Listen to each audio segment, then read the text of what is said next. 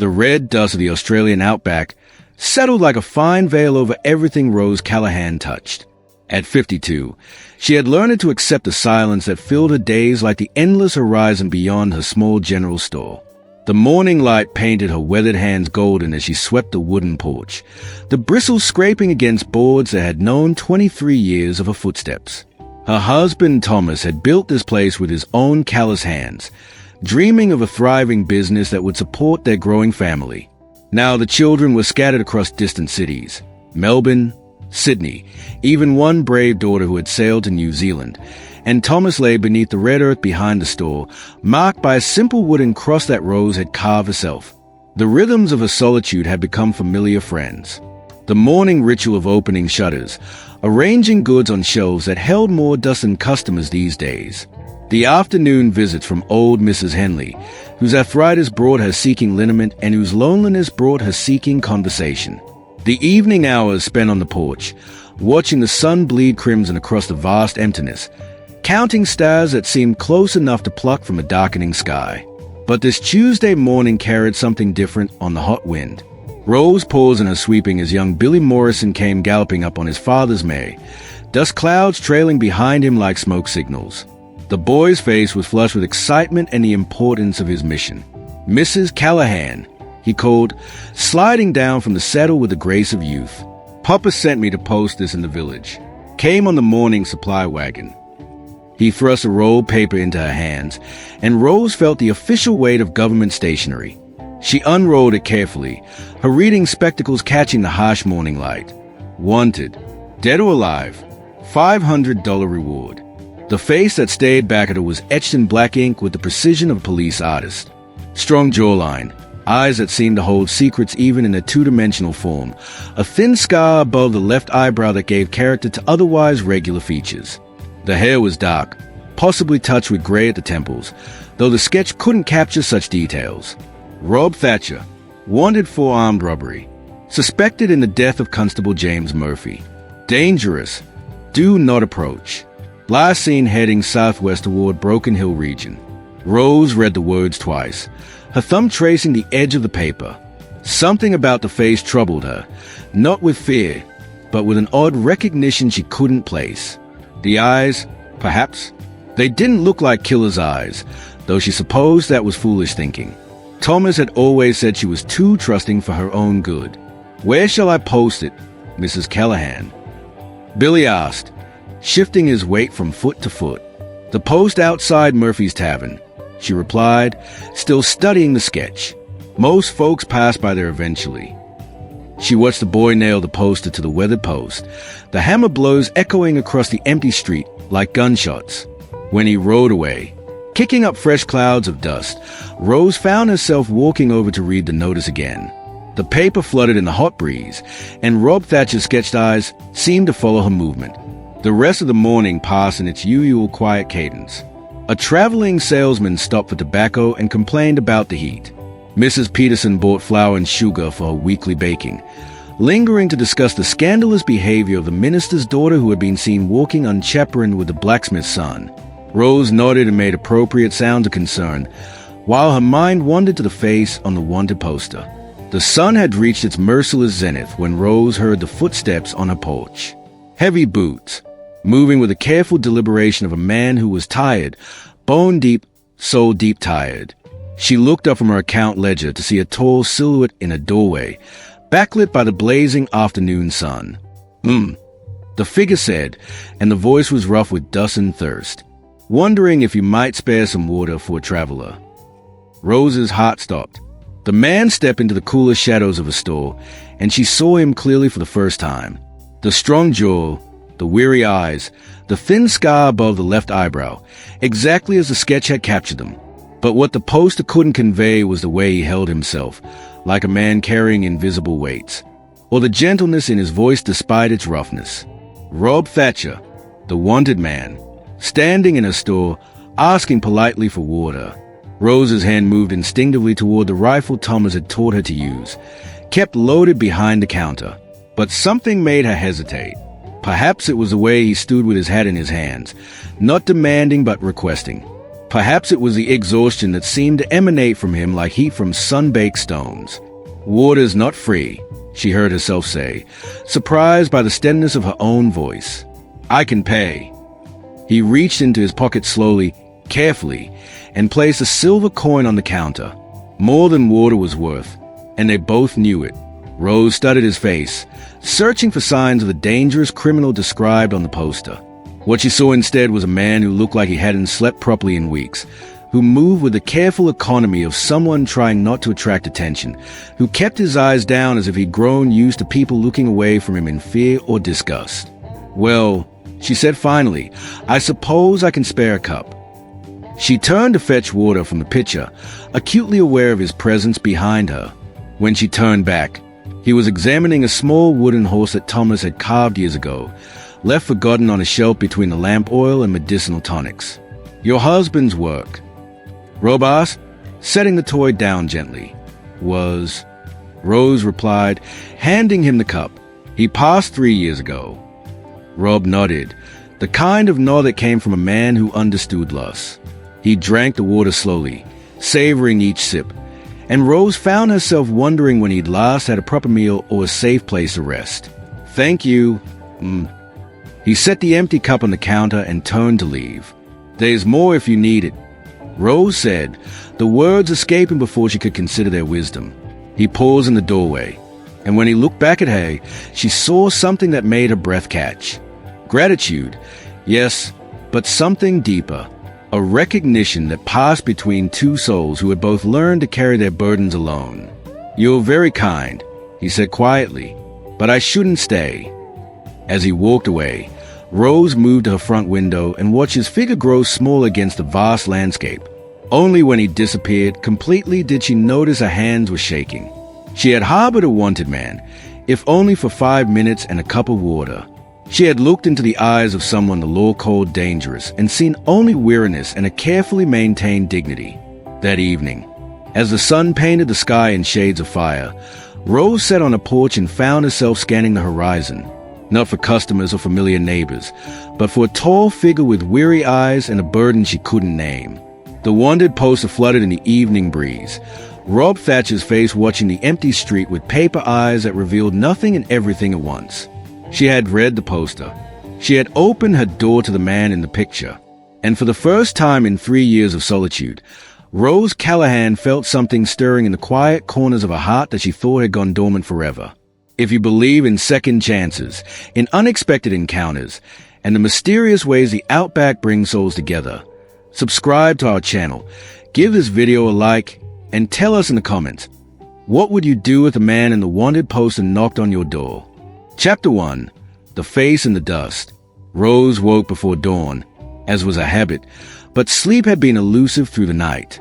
Every sound, the settling of the wooden walls, the distant cry of a night bird, the whisper of wind through the scattered scrub, had her listening for footsteps that might or might not return. She dressed by lamplight, pinning her graying hair with the same bone pin she'd used for 20 years, and made her way to the store portion of her dwelling. The morning routine of organizing shelves and counting stock felt different now, charged with an anticipation she couldn't name. The wanted poster was gone. Rose stared at the empty post outside Murphy's Tavern, the nail holes the only evidence that Rob Thatcher's face had ever watched over the dusty street. She crossed the hard-packed earth, her boots leaving small prints in the fine layer of dust that settled fresh each morning. "Took it down myself," came a voice behind her. Rose turned to find Murphy himself, wiping his hands on a stained apron. The tavern keeper was a stout man with opinions about everything and the social grace of a startled wombat, but he served the strongest coffee between here and Adelaide, which earned him a certain tolerance from the locals. "Did you now?" Rose kept her voice neutral. "Any particular reason?" Murphy spat into the dust. Didn't like the look of it. "Makes folks nervous, having wanted posters around. Bad for business, if you know what I mean. Besides," he lowered his voice conspiratorially, "word is a fellow's moved on anyway, heading toward the coast, they say." Rose nodded as if this information was of no particular interest to her, but her pulse quickened. If the authorities believed Rob had moved on, perhaps he was safer here than anywhere else. It was the kind of logic that would have made Thomas shake his head at her impracticality. But Thomas had always worried too much about other people's opinions. The morning brought unusual activity to the normally quiet settlement. 3 riders came through around mid-morning. Their horses lathered with sweat and their manner suggesting official business. Rose watched from a store window as they stopped to water their mounts at the public trough and speak in low voices with anyone who would listen. One of them, a lean man with a badge pinned to his vest and eyes like chips of flint, eventually made his way to Rose's store. His spurs rang against her wooden steps with metallic authority. Afternoon, Constable Peters, from Broken Hill. He touched his hat brim in a gesture more perfunctory than polite, wondering if you might have seen anything unusual lately. We are tracking a dangerous fugitive, man named Rob Thatcher. Rose continued arranging tins of peaches on a shelf, keeping her movement steady and unremarkable. Can't say that I have. Constable, what's he done? Robbery, for starters. Killed a fellow officer during his escape. Peters's voice hardened. He's armed and desperate. If you see anyone suspicious, anyone you don't recognize, you send word immediately. Don't try to handle it yourself. Of course, Rose replied, meeting his eyes with a bland expression she perfected during years of dealing with difficult customers. Though we don't see many strangers out here. Most folks traveling through have specific business, if you understand me. Peter studied her face for a moment, as if trying to read something written in invisible ink. Yes, well, keep your eyes open just the same. There's a substantial reward for information leading to his capture. After the constable and his companions rode away, Rose found herself moving through her afternoon tasks with heightened awareness. Every customer who entered a store was studied for signs of recognition or suspicion. Every sound from outside drew her attention to the windows. As the sun began its descent toward the horizon, painting the endless sky in familiar shades of amber and rose, Rose heard them again, the careful, measured footsteps on her porch. This time, she was ready. Rob Thatcher stood in a doorway once more, but something had changed in the hours since their first encounter. The careful politeness was still there, but underneath it Rose sensed a desperation he was working hard to conceal. He said, and his voice was even rougher than before. I hate to impose again, but I was wondering, that is, I was hoping. He stopped, seeming to gather himself. I can pay for a meal, if you have one to spare. Rose studied his face in the golden light. His clothes were dusty from travel, and she could see the careful way he held his left arm, not injured, but protecting something. A wound, perhaps, or simply the habitual guarding of a man who'd learned to expect attack. I suppose I could manage something, she said, though it won't be fancy. At this point, I'd be grateful for hardtack and jerky. Rose stepped back to let him enter, acutely aware of the risk she was taking. If Constable Peters returned and found her harboring the man they were hunting, it would mean serious trouble. But as Rob removed his hat and stood quietly in her store, she realized a greater risk might be to her own conscience if she turned him away. You can sit at the table there, she said, indicating a small wooden table Thomas had built for customers who wanted to examine goods more carefully. I'll see what I can put together. As she prepared a simple meal of bread, cheese, and preserved meat, Rose found herself stealing glances at her unexpected guest. In the softer light of her store, away from the harsh glare of the afternoon sun, she could see details the wanted poster had missed. The way his hands, though obviously callous from hard work, held his hat with unconscious gentleness. The manner in which he sat, alert but not tense, watchful but not paranoid. You don't look much like a killer, Rose said suddenly, the words escaping before she could consider their wisdom. Rob's head jerked up, and for a moment something flickered in his eyes. Surprise, fear, maybe relief at having the pretense dropped. You know who I am. It wasn't a question. Rose set the plate before him and took the chair across the small table. So your picture this morning. Though it seems someone's taken the poster down since then. Rob's mouth twitching what might have been the ghost of a smile. Lucky for me, I suppose. Maybe, or maybe you're exactly where you need to be. Rose folded her hands in her lap and regarded him steadily. Question is, What are you going to do about it? For the first time since he'd appeared on her porch, Rob seemed to truly see her, not as a potential threat or source of aid, but as a person with her own thoughts and motivations. Why haven't you turned me in? There's a reward. I don't need the money that badly. Rose paused, considering her next words. And I've learned that wanted posters don't always tell the whole truth. Rob took a bite of bread and chewed thoughtfully. This one's not lying about the robbery. I was there, though it wasn't my idea. But the killing. He shook his head. That's a lie. Murphy was shot by his own partner during the confusion. I was trying to get away, not gunned down lawmen. Why should I believe you? The question hung between them like smoke from a dying fire. Rob set down his food and looked directly into Rose's eyes. Because if I was the kind of man who'd kill a constable in cold blood, you'd be dead already, and I'd have helped myself to whatever supplies I needed. The logic was sound, though Rose couldn't decide if that made it more or less trustworthy. What struck her more than his words was a weariness in his voice when he spoke of death, as if violence was a burden he'd carried too long already. Where will you go? She asked. Don't rightly know. Can't go back home. They'll be watching for me there. Can't head toward any major towns. Thought maybe I'd try to lose myself in the territory up north, but... He gestured vaguely toward his left side, and Rose noticed again the careful way he moved. You're hurt. Nothing serious. Just makes traveling harder than it should be. Rose stood and moved to the medical supplies she kept for customers and her own needs. Let me have a look. I couldn't. Don't be foolish. If you're going to collapse from infection or blood loss, I'd rather it not happen on my property. Despite the circumstances, Rob's mouth curved in what was definitely a smile this time. Yes, As she gathered supplies, Rose realized that somewhere in the span of a single conversation, her fear had transformed into something else entirely. Not trust, exactly. That would take more time, but a recognition of shared humanity that made the wanted poster seem like a document from another world entirely. Outside, the sun completed its daily death, and the first stars appeared in the deepening sky. In the soft light of oil lamps, Rose Callahan found herself tending the wounds of a wanted man, and discovered that her hands remembered the gentle touch of healing, even after 3 years of touching nothing but dust and loneliness. Chapter 2. Tea, Questions, and a loaded rifle. The wound beneath Rob's shirt was worse than he'd admitted, but not as serious as Rose had feared.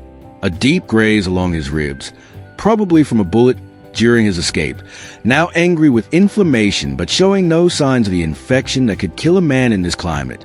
You've been traveling with this for how long? Rose asked, cleaning the wound with practiced efficiency. 4 days, maybe 5.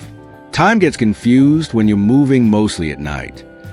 She worked in silence, aware of the intimacy of the moment, her hands on his skin, the careful way he breathed to minimize movement, the trust implicit in his allowing her to help.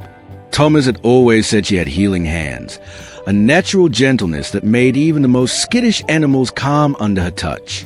There, she said finally, securing the clean bandage.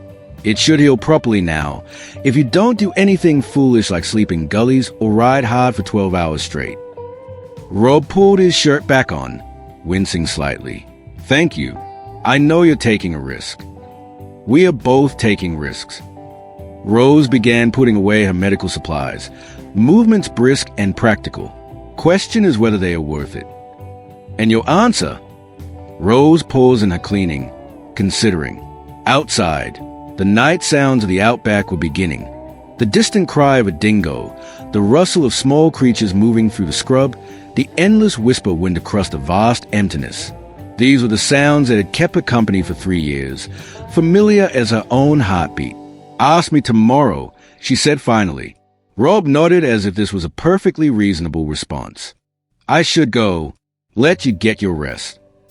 Way! There's shelter enough out there if you know how to look. Rose turned to face him fully. With a wound like that, in this heat. She shook her head. You'll be fevered by morning and dead by noon. There's a storage room behind the shop.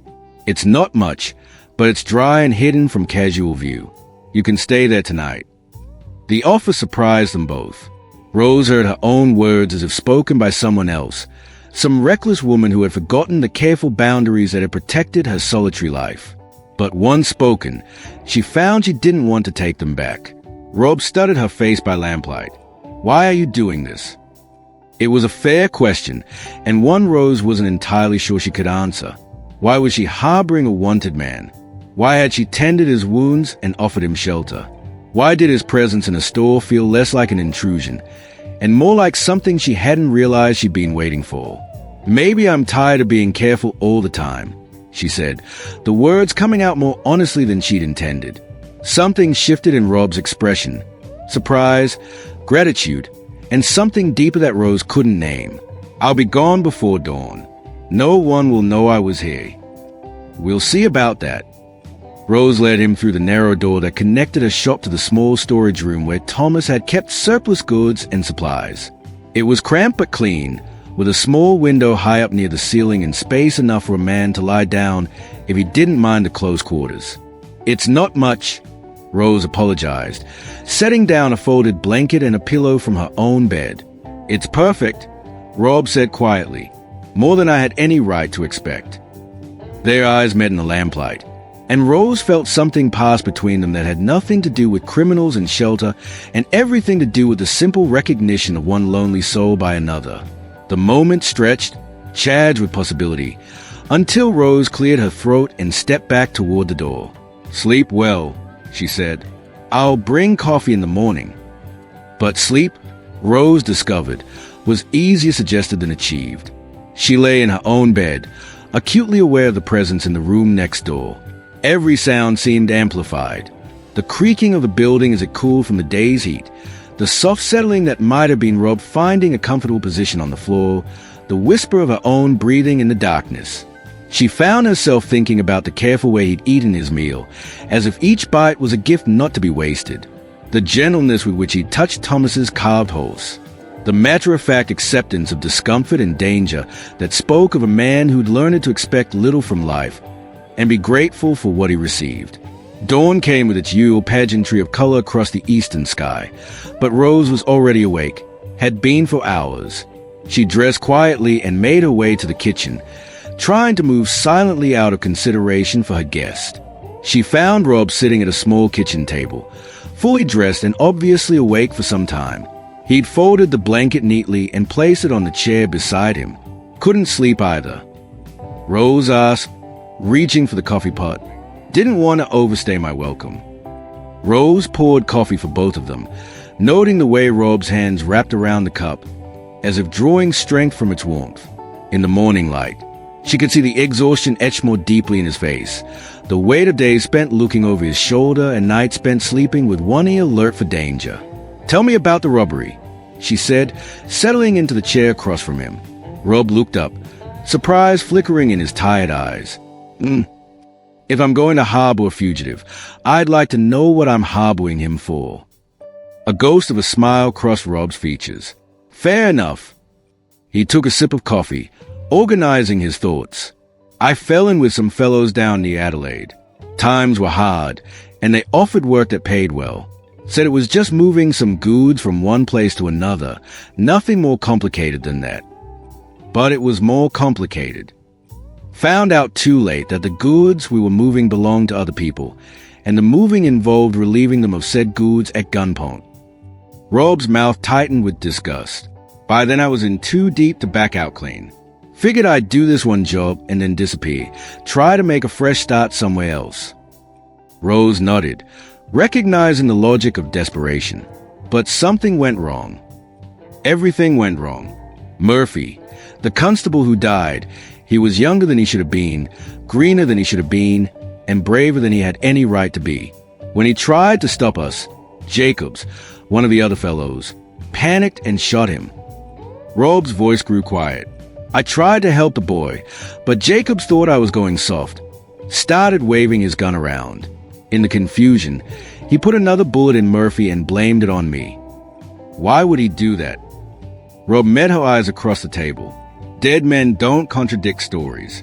If I died in the alley, Jacobs could have claimed I was a killer, collected any reward, and disappeared without having to worry about me telling a different version. The simple logic of betrayal hung between them like smoke. Rose had lived long enough to know that people were capable of remarkable cruelty when their own survival was at stake, but she'd also learned to recognize truth when she heard it. So you ran. What choice did I have? Who was going to believe my word against a dead constable and a partner ready to swear I was a killer? Rose considered this, sipping her coffee and studying Rob's face. The weariness was genuine, and so was the disgust when he spoke of Jacobs's betrayal. But there was something else, a carefully controlled anger that spoke of a man who'd been dealt more than his share of unfair hands. What about before? She asked. Before Adelaide, before you fell in with these fellows. What were you doing then? For the first time since he'd started his story, Rob hesitated. Bit of everything. Ranch work, mostly. Had a small place of my own for a while, up north of here. Had lost it. The words came out flat, final, closing the door on questions Rose since he wasn't ready to answer. They sat in companionable silence for a while, drinking coffee and listening to the morning sounds outside. Rose found herself studying Rob's profile, noting the way the early light caught the silver threads in his dark hair, the weathered quality of his skin that spoke of years spent under the harsh Australian sun. Someone's coming, Rob said suddenly, his entire body going alert. Rose listened and caught the sound of hoofbeats approaching at a steady pace. A single rider, not in any particular hurry, but heading directly toward her store. She moved to the window and peered through the curtains. "It's Sarah Henley," she said, recognizing the slight figure on the bay mare. "She comes by most mornings for liniment and gossip." Rose turned back to Rob, who was already standing. "The storage room, quickly." Rob moved with swift efficiency, gathering his few possessions and disappearing through the connecting door. Rose heard the soft sound of him settling into hiding just as Sarah's voice called from outside. "Rose, you about? I've got news that'll curl your hair." Rose smoothed her skirts and opened the front door with what she hoped was a usual expression of mild interest. "Morning. Sarah, you're early today." Sarah Henley was 70 if she was a day, with bright eyes and a tongue that moved faster than a whip crack. She dismounted with the stiff movements of someone whose joints protested the morning cold, but her excitement was evident. "Early? Rose? Girl, I've been riding since before dawn. Wait until you hear. They found the body." Rose's heart stopped. "Body?" "That fellow from the wanted poster, Rob Thatcher. Found him face down in Willow Creek, about 10 miles south of here. Shot through the back, if you can believe it. Constable Peters says it looks like his own partner's turn on him." The world seemed to tilt sideways. Rose gripped the doorframe, trying to process what she was hearing. Are they certain it's him?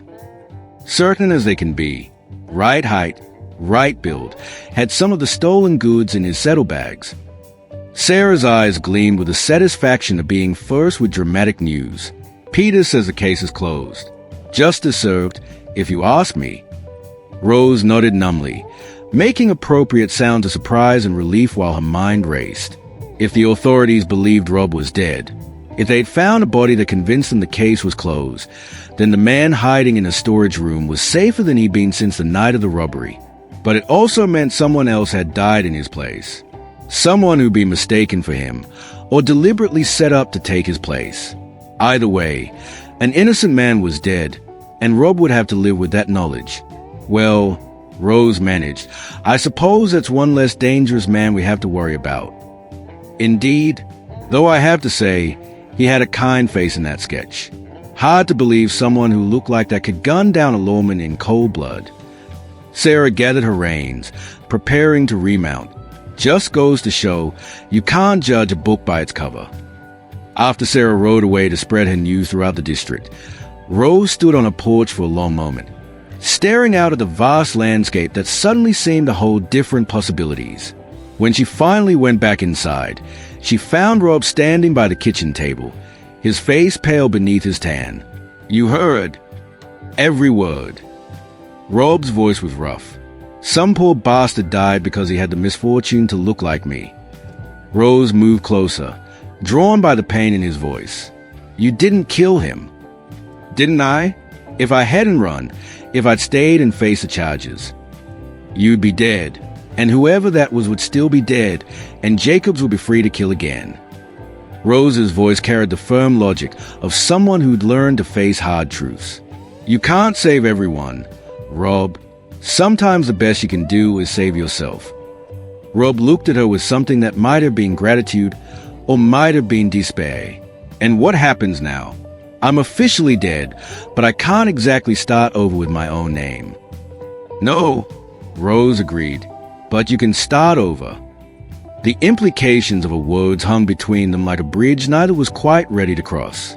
Outside, the Australian sun climbed toward its merciless zenith, and in the small kitchen of a remote general store, two people who had learned to expect little from life found themselves contemplating the possibility of something more.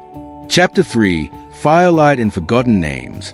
For 3 days, Rob remained officially dead to the world while he healed in the hidden space behind Rose's store. She brought him meals and medical supplies, and gradually their conversations shifted from the careful politeness of strangers to the more comfortable rhythm of two people learning to trust each other.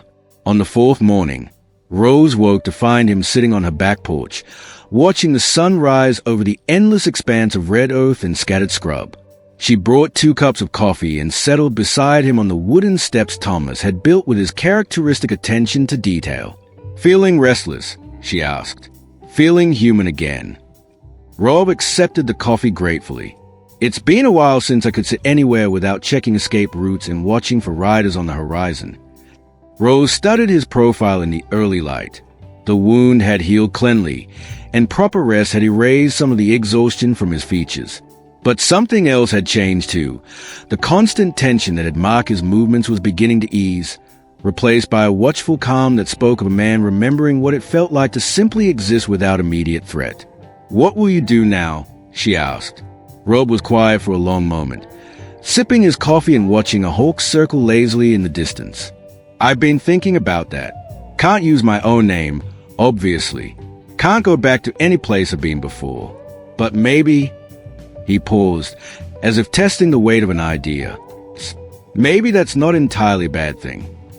"How do you mean?"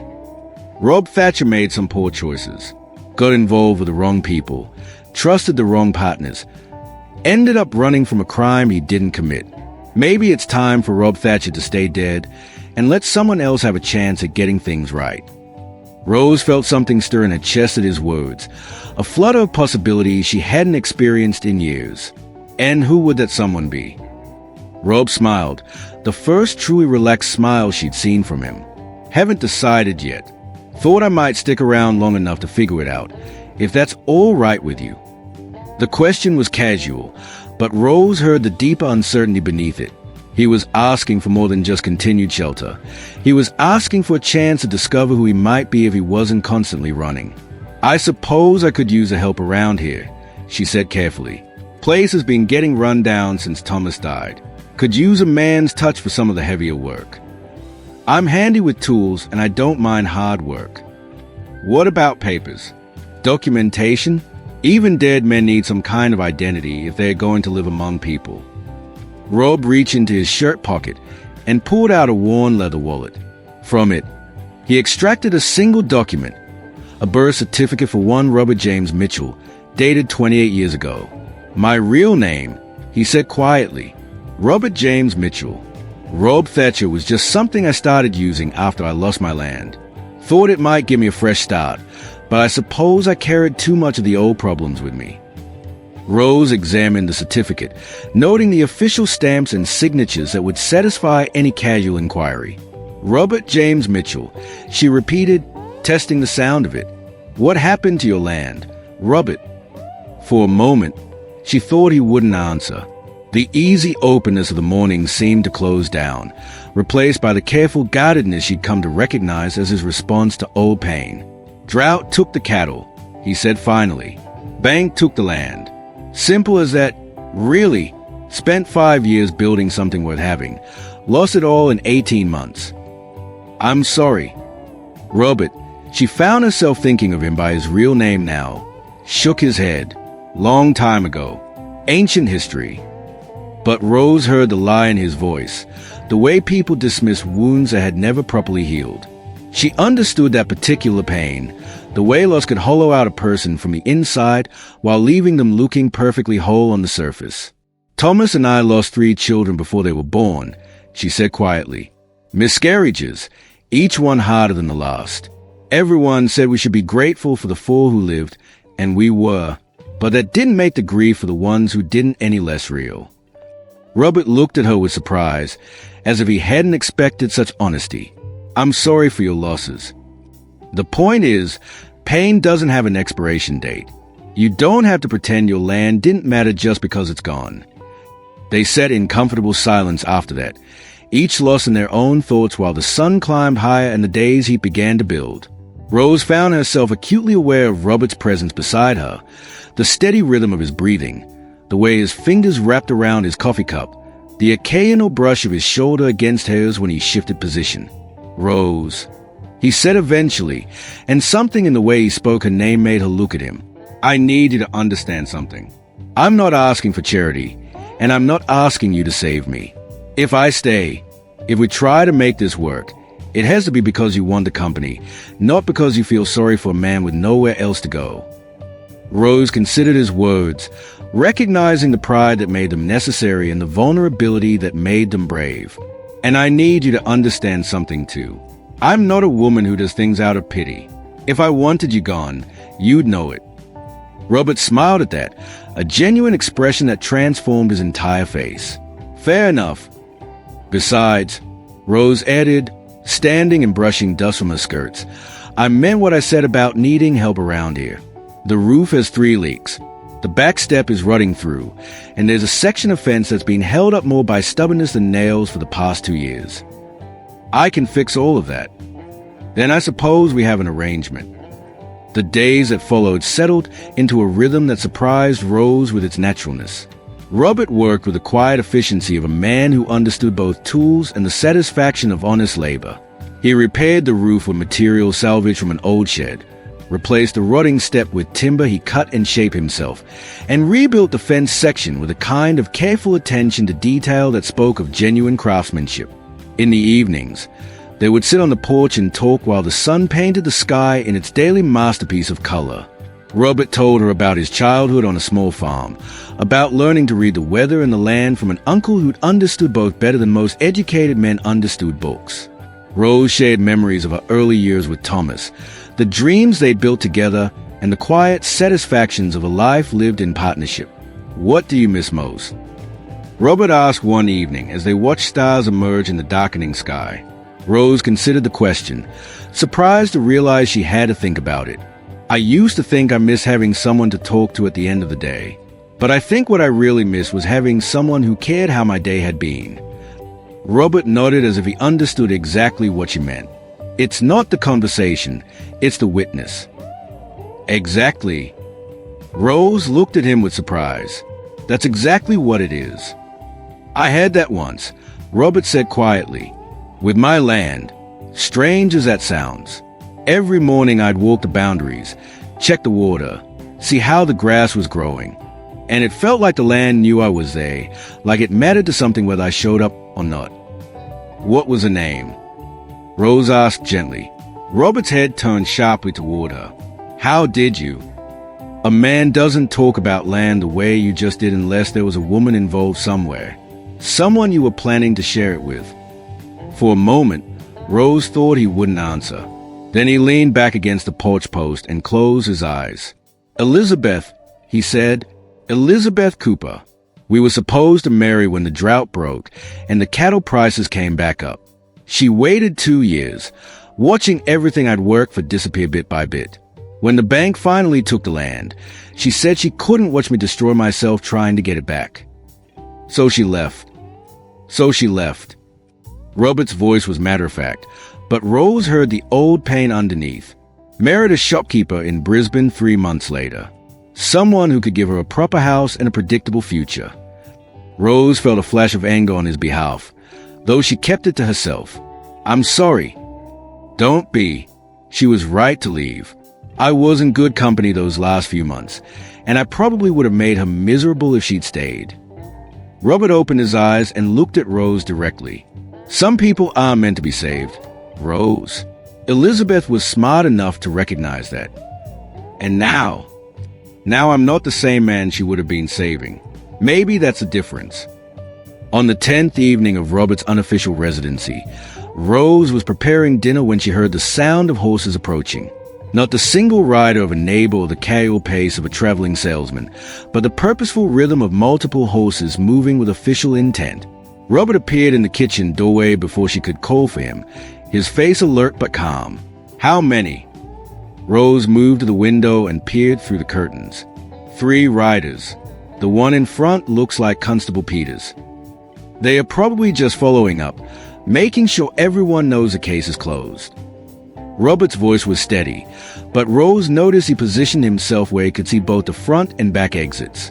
Peters and his companions dismounted and approached the store with the casual authority of men who expected cooperation.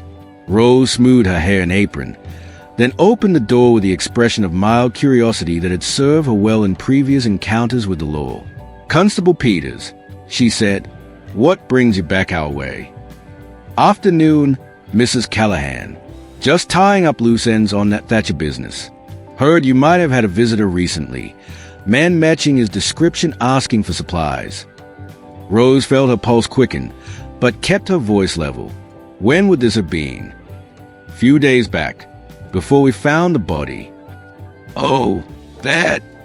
Rose allowed a small laugh to escape. "Yes, there was a fellow through here. Bought some jerky and tobacco, paid in silver.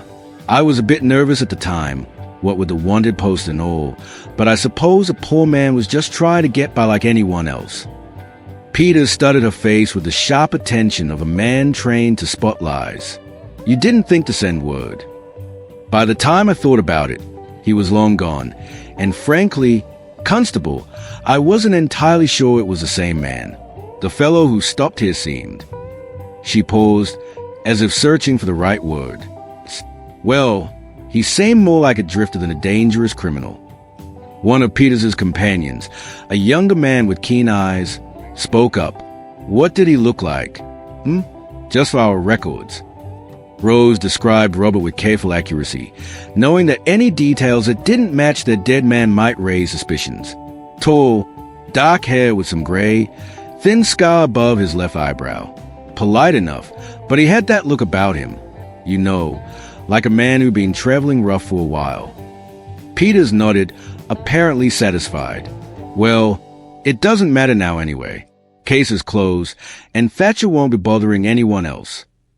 After the lawman rode away, Rose found Robert sitting at the kitchen table, methodically sharpening one of Thomas's old knives with a whetstone. The domestic nature of the task contrasted sharply with the tension she could see in his shoulders. "They are convinced," she said, settling into the chair across from him. "For now. But Peters isn't a fool, and he's got good instincts. If anything makes him suspicious enough to look closer." Robert set down the knife and met her eyes. "Rose, I want you to understand something. If this arrangement ever puts you in real danger, I'll disappear. No discussion, no argument. I won't let you pay the price for my troubles." Rose reached across the table and covered his hand with hers, stopping the nervous movement of his fingers against the table. "And I want you to understand something. I'm not some helpless woman who needs protecting from her own decisions. I know exactly what I'm risking, and I'm choosing to risk it."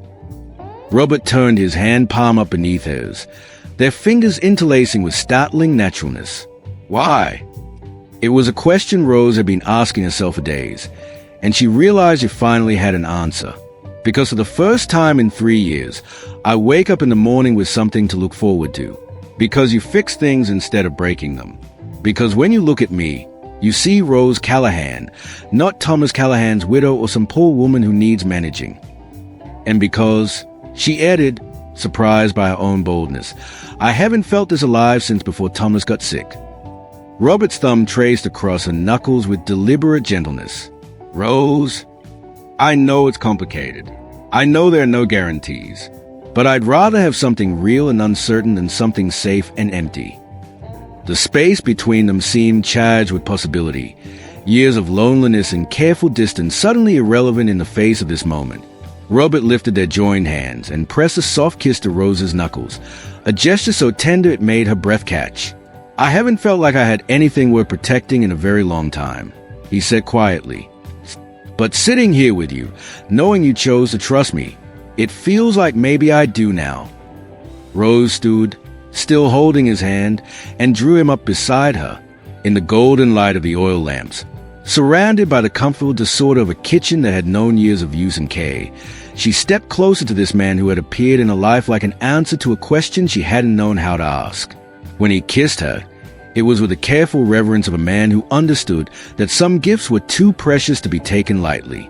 Rose responded with the warmth of a woman who had rediscovered her own capacity for want, for the simple human pleasure of being desired and desiring in return.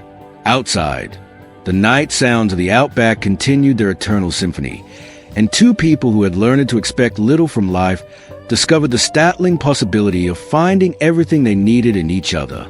Chapter 4. The Storm and the Station Master.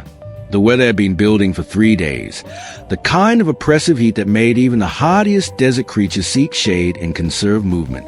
Robert had commented on it during his morning inspection of the property, noting the way the horizon shimmered with unnatural intensity and how the usually active bird life had gone quiet. "Storm coming," he'd said, checking the latches on the shutters with the thoroughness of a man who understood the violence that weather could unleash in this unforgiving landscape. Big one, by the feel of it. Rose had lived in the Outback long enough to recognize the signs herself. The electric tension in the air, the way her hair seemed to lift of its own accord, the peculiar quality of light that made everything appear sharper and more vivid than usual. But this felt different, charged with more than atmospheric pressure. She was arranging supplies in the store when she heard them. Horses approaching at speed, their hoofbeats drumming against the hard-packed earth with urgency that set her nerves on edge. Rose moved to the window and felt her heart sink at what she saw. 5 riders this time, led by Constable Peters, but including men she didn't recognize. Official men, by their bearing and the way they set their horses. They dismounted with the efficient movements of a coordinated search party, and Peters's expression was grimmer than she'd ever seen it. Robert appeared at her shoulder, having heard the approach from where he'd been working on the back fence. "Trouble," he said quietly. "Mrs. Callahan," Peters called, his voice carrying the flat authority of a man who had run out of patience for pleasantries. "We need to speak with you." Rose smoothed her skirts and opened the door, keeping her expression neutral despite the racing of a pulse. "Constable, what can I do for you? We have reason to believe you may have information about Rob Thatcher that you haven't shared." The directness of the accusation hit Rose like a physical blow, but she managed to keep her voice steady. "I'm afraid I don't understand. I told you about the man who stopped here." "The man who stopped here," Peters interrupted, "matches Thatcher's description exactly, but we've had word from Brisbane that raises some questions about our dead man." Rose felt Robert tense beside her, though he remained hidden from view behind the partially open door. "What kind of questions?" One of the unfamiliar men stepped forward, an older fellow with the weathered look of someone who'd spent decades in law enforcement. "I'm Detective Inspector Hamilton from Adelaide. The body we found had the right height and build, but when we got word to Thatcher's family, they identified some discrepancies." "What kind of discrepancies?" Rose asked, though she dreaded the answer. "Scars that didn't match. A missing finger that Thatcher never lost. Small things, but enough to make us reconsider our identification." Hamilton's eyes were sharp and assessing. "Which brings us back to your visitor, Mrs. Callahan." Rose felt the walls of a carefully constructed deception beginning to crumble. "I told you everything I remember about him." "Did you?" Peter stepped closer, and Rose could see the suspicion written clearly in his expression. "Because we had reports of smoke from your chimney at odd hours, sounds of someone working on your property, improvements that would be difficult for a woman to manage alone." Behind the door, Robert shifted slightly, and Rose knew he was calculating distances and escape routes. The knowledge that he was preparing to run, to sacrifice his safety for hers, gave her a strange kind of strength. "Constable Peters," she said, allowing a note of irritation to creep into her voice. Are you suggesting that I can't maintain my own property? Because I'll have you know that I've been managing just fine since Thomas died. Thank you very much. That's not what I'm suggesting. What I'm suggesting is that you may be harboring a fugitive. The accusation hung in the air like smoke from a grass fire, dangerous and impossible to ignore. Rose felt the moment balance on a knife's edge. One wrong word, one suspicious glance, and everything she and Robert had built would come crashing down. Then the wind hit.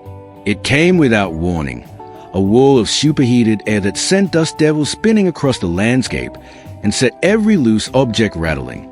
The horses shied and danced, requiring their riders' immediate attention, and the sky to the west suddenly boiled with the dark promise of a desert storm. Jesus, one of the men muttered, fighting to control his mount. Where did that come from? Hamilton squinted at the approaching weather, his expression shifting from interrogation to survival. We need to find shelter. This is going to be a bad one. Peters looked frustrated, caught between his desire to continue the questioning and the practical necessity of seeking cover. The wind was already strong enough to sting exposed skin with flying sand, and the temperature seemed to be dropping by degrees every minute. Mrs. Callahan, he said, having to raise his voice over the increasing noise, this conversation isn't finished. Then you'd better come inside before you blow away, Rose replied, stepping back and opening the door wider. All of you. It was a calculated risk, inviting them into the space where Robert was hidden. But the alternative was letting them set up camp outside her store, waiting out the storm and maintaining their surveillance. At least inside, she might have some control over the situation. The 5 men crowded into the small store, brushing dust from their clothes and looking around with a professional assessment of lawmen in unfamiliar territory. Rose busied herself closing shutters and securing anything that might become projectile, acutely aware of the storage room door and the man hidden behind it. Quite a blow, Hamilton observed, watching through the window as the first drops of rain began to streak the glass. How long do these usually last? Could be an hour, could be all night, Rose replied, lighting oil lamps against the growing darkness. Desert storms are unpredictable. Outside, the wind reached a crescendo that made a building shake, and rain began falling in earnest. Not the gentle precipitation of gentler climates, but the hard, driving downpour that could turn dry creek beds into raging torrents in minutes. Peters moved closer to the storage room door, and Rose's heart nearly stopped. What's back here? Storage, Rose said, trying to keep her voice casual. Supplies, extra inventory, that sort of thing. Peters's hand moved toward the door handle, and Rose knew with sickening certainty that in another moment, everything would be over. Robert would be discovered, arrested, probably killed while resisting capture. She would be charged as an accomplice, her life as she'd known it destroyed. That was when she heard the other sound, hoofbeats approaching through the storm. A single rider, moving with reckless speed despite the dangerous conditions. The door burst open, and a familiar figure stumbled inside, soaked to the skin and wild-eyed with urgency. Rose stared in shock at young Billy Morrison, the boy who had brought the original wanted poster. Mrs. Callahan, he gasped, water streaming from his clothes. You have to come quick. It's my ma. She's having the baby, and something's wrong. The storm-charged air in the room shifted instantly, official business forgotten in the face of human emergency. Hamilton stepped forward, his expression concerned. How wrong, son? She's been laboring since yesterday, but the baby won't come. Pa sent me for the doctor, but is in Adelaide, won't be back for days. Billy turned desperate eyes to Rose. You helped when my sister was born. Please, Mrs. Callahan, you're the only one who knows about these things. Rose felt the weight of multiple crises converging. Outside, the storm raged with increasing fury. Behind the storage room door, Robert waited in hiding. In front of her, 5 lawmen watched with sharp attention. And somewhere out in the tempest, a woman was fighting for her life and the life of her unborn child. Of course, Rose said, her decision made instantly. I'll get my supplies. She moved toward the medical kit she kept for emergencies, acutely aware of the lawmen watching her every movement. Peters stepped closer, his suspicion evident. Mrs. Callahan, we still have questions. Questions that can wait until after I help deliver a baby, Rose said firmly, gathering bandages and medicinal supplies. Unless you gentlemen would prefer to explain to the Morrison family why you kept a midwife from attending a difficult birth. Hamilton cleared his throat. Perhaps some of us should accompany you. For protection. It was Rose's turn to be sharp. Protection from what? A woman in labor. She faced the detective inspector directly. I've been delivering babies in this district for 15 years, Inspector Hamilton.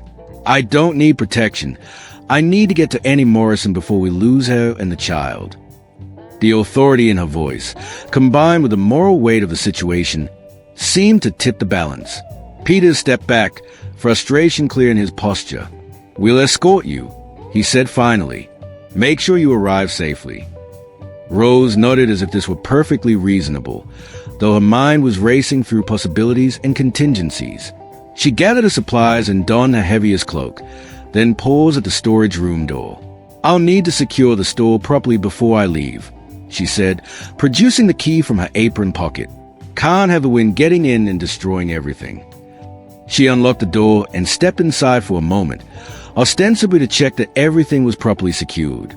In the darkness, she found Robert pressed against the far wall, barely visible in the shadows. When we leave, she whispered urgently, wait 10 minutes, then go. Head north toward the old mining camp. There's shelter there, and I'll find you when I can.